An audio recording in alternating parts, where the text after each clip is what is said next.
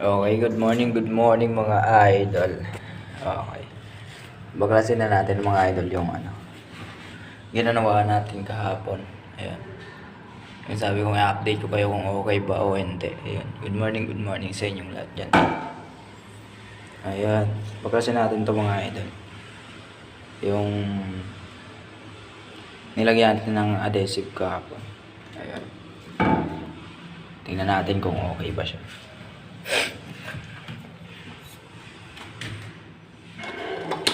Wait lang. Ayan.